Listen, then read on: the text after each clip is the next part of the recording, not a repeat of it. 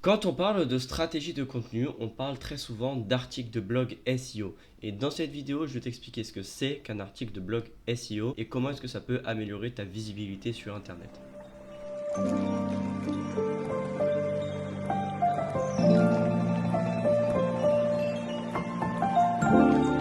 Qu'est-ce qu'un article SEO? Alors c'est déjà la base si vous voulez bien comprendre cette vidéo. Qu'est-ce qu'un article SEO? Déjà je pense que vous savez ce que c'est un article de blog, j'ai pas besoin de l'expliquer. Mais par contre le SEO peut-être que certaines personnes ne savent pas ce que c'est. Alors le SEO ça veut dire Search Engine Optimization, donc optimisation des moteurs de recherche.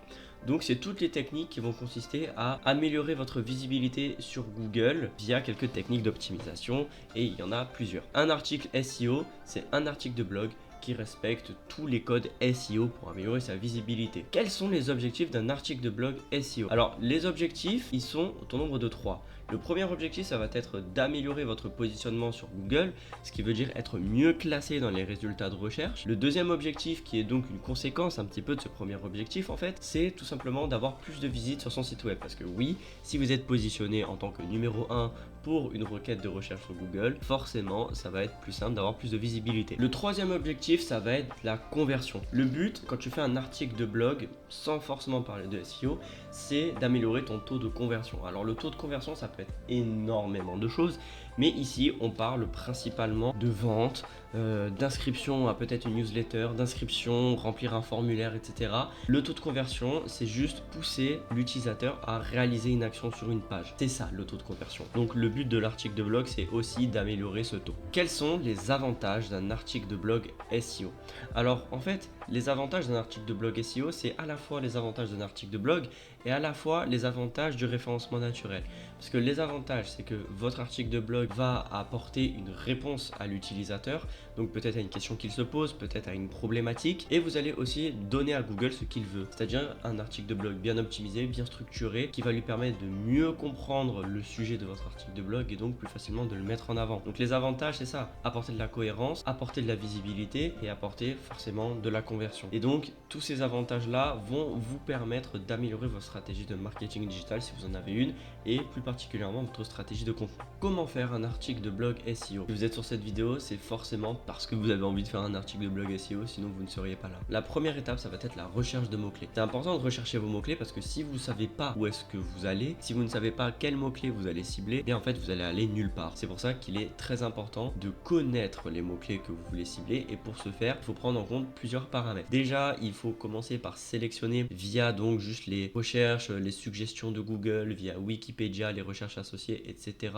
Il va falloir commencer par rechercher tout ce qui va être en rapport avec votre activité, donc des mots-clés qui sont en rapport avec cette activité-là, et voir aussi donc les mots-clés qui font partie de ce qu'on appelle le cocon sémantique. Donc ça va être des mots-clés associés à vos mots-clés principaux. Ensuite, quand vous avez votre liste de mots-clés, voilà, vous avez réfléchi à plusieurs, il y en a plusieurs qui se ressemblent, vous savez pas forcément lesquels choisir. Vous allez ensuite les comparer, les sélectionner, les trier. Donc pour ce faire, il va falloir analyser plusieurs encore autres données qui sont l'intention de recherche, le volume de recherche, la difficulté du mot-clé et le coût par clic.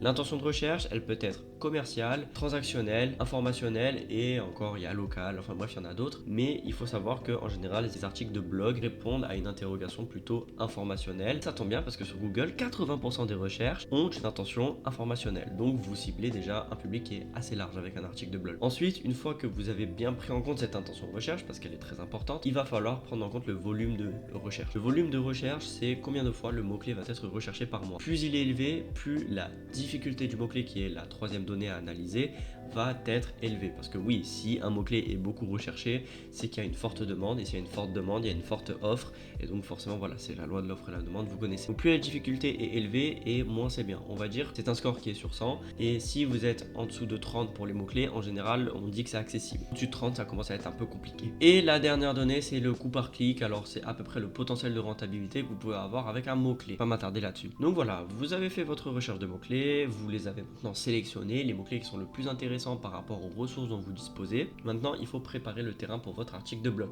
Et quand je dis préparer le terrain, ça veut dire préparer votre site. Si vous écrivez des articles de blog qui sont super, mais que votre site il est très lent, déjà c'est un énorme souci. Donc il faut que votre site déjà soit bien indexé sur Google, ça veut dire qu'il apparaisse bien sur Google, que la vitesse de chargement soit correcte, donc moins de 3 secondes secondes, c'est bien. Il faut aussi que le site soit navigationnel, fluide, donc voilà, que vous pouvez accéder à vos articles de blog sans trop de soucis sur le site. Il faut pas qu'il y ait de trucs intempestifs comme des pop-up et des trucs vraiment chiants, ça il faut éviter. Il faut énormément de choses pour qu'un site soit bien optimisé. J'ai fait une vidéo dessus qui parle donc d'audit SEO, donc c'est l'analyse d'un site. Je vous invite à aller la voir si vous voulez préparer le terrain pour votre article de blog. Maintenant que vous avez préparé le terrain, voilà, grâce à un audit SEO, maintenant il faut passer à l'étape rédaction de contenu. Et c'est cette étape qui est la plus compliquée. Alors la méthode en général, c'est vous avez votre titre d'article de blog, ok. Maintenant, vous allez aller sur internet, vous allez taper le titre de cet article de blog et vous allez voir qui sont les deux premiers, qu'est-ce qu'ils ont fait. Et vous allez voir ce qu'ils ont fait, vous mettez un petit peu en commun, et puis en gros, vous faites mieux qu'eux. Voilà, tout simplement. On dit qu'il faut faire 10 fois mieux. Enfin, je trouve ça un peu exagéré de dire ça, mais oui, en réalité, il faudrait vraiment faire mieux. Et donc, pour faire mieux, il faut faire ce qu'on appelle un apport de valeur ajoutée. Alors ça, c'est important, parce que si vous apportez pas de valeur ajoutée à votre article de blog, ça va être nul. Déjà, ça va être nul pour l'utilisateur, parce que ça sert à rien qu'il aille sur votre site plutôt qu'un autre, et ça va être nul pour votre SEO. Donc, il faut rédiger un article de blog avec une valeur ajoutée. Alors, ça peut tout simplement être une vidéo que vous allez faire sur YouTube, vous allez insérer à votre article de blog. Ça peut être un comparatif, ça peut être un tableau, un modèle, ça peut être énormément de choses. Ça peut même être une étude de cas, une étude comparative. Ça peut être énormément de choses. Ce qui est important, c'est d'amener l'expertise que vous avez dans votre domaine. Ça, après, c'est de votre sort. Et sinon, pour ce qui est un petit peu contenu générique, donc expliquer des définitions, etc. Là, c'est du contenu qui est assez générique, mais qui est un peu obligatoire dans un article de blog. En dehors donc du fond du contenu, il faut qu'il y ait la forme. Donc la forme, déjà, il y a tout ce qui est orthographe, syntaxe, ça, il faut se relire, il faut pas faire d'erreur, il faut utiliser des outils comme Scribble, des outils qui vont vous corriger, parce que sinon, si vous faites faute d'orthographe, c'est mort. J'ai pas besoin de m'expliquer là-dessus, hein, vous comprenez. Et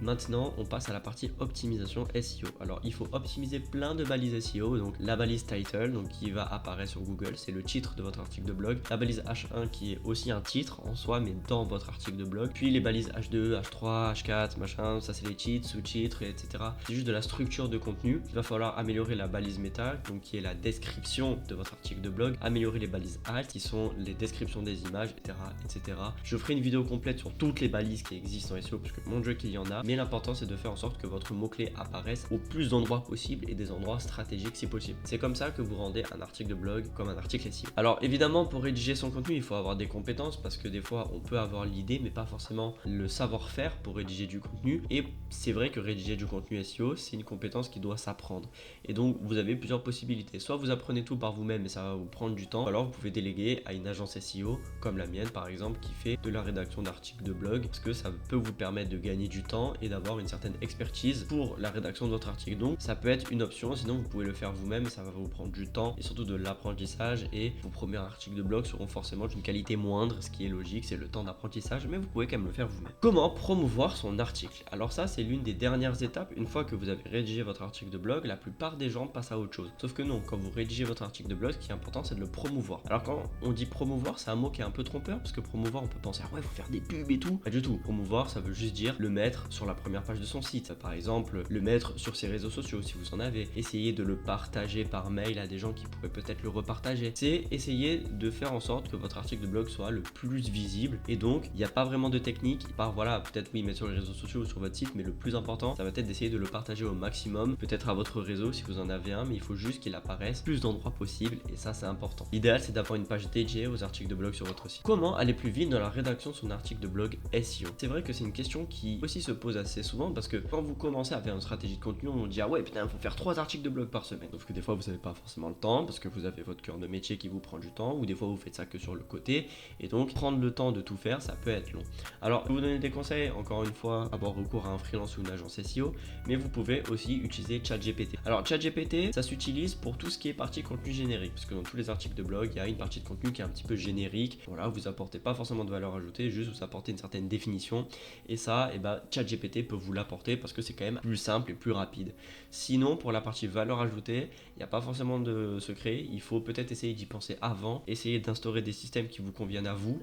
Donc je sais pas, si par exemple vous, comme valeur ajoutée, vous choisissez la vidéo, rédigez vos vidéos en premier, puis rédigez vos articles de blog à partir de votre vidéo. Moi c'est ce que je fais et ça marche quand même assez bien. Voilà, j'arrive à faire beaucoup de contenu assez rapidement au final, et il faut vous trouver des systèmes qui vous conviennent. Après voilà, peu importe. L'important c'est que ça vous convienne. Bon, c'est la fin de cette vidéo, j'espère que vous l'avez aimé. En tout cas, si vous devez retenir un seul truc pour faire un article de blog SEO, il faut apporter une grosse valeur ajoutée tout en sélectionnant votre mot-clé d'une manière soignée et en optimisant le SEO de votre article de blog.